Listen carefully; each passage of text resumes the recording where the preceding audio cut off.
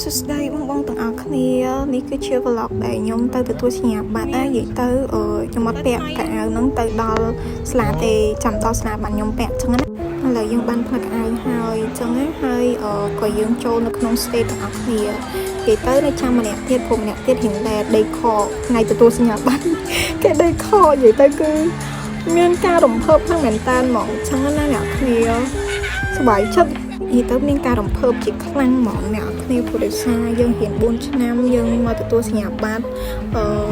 ដែលជោគជ័យមួយនៅក្នុងជីវិតយើងណាដែលបានទទួលសញ្ញាបត្រអញ្ចឹងណាអ្នកគ្នា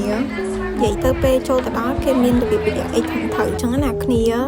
នេះមិត្តភ័ក្តិដែលខ្ញុំនិយាយប្រាប់ថាគឺឡែតហ្នឹងគឺម្នាក់នេះចាគឺម្នាក់ស្រីហ្នឹងហ្មងចាគឺ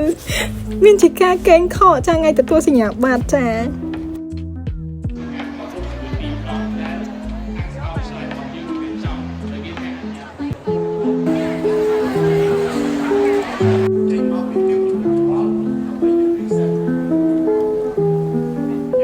នៅពេលដែល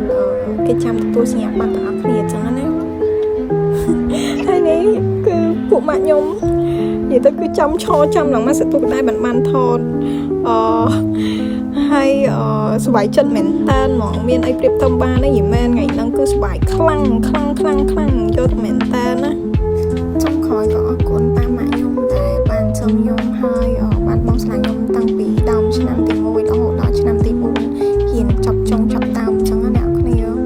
ព្រោះដោយសារបើអត់គាត់ក៏អត់មានខ្ញុំនៅថ្ងៃនេះដែលទទួលសញ្ញាបត្រអញ្ចឹងដែរនេះប៉ាខ្ញុំម៉ាក់ខ្ញុំ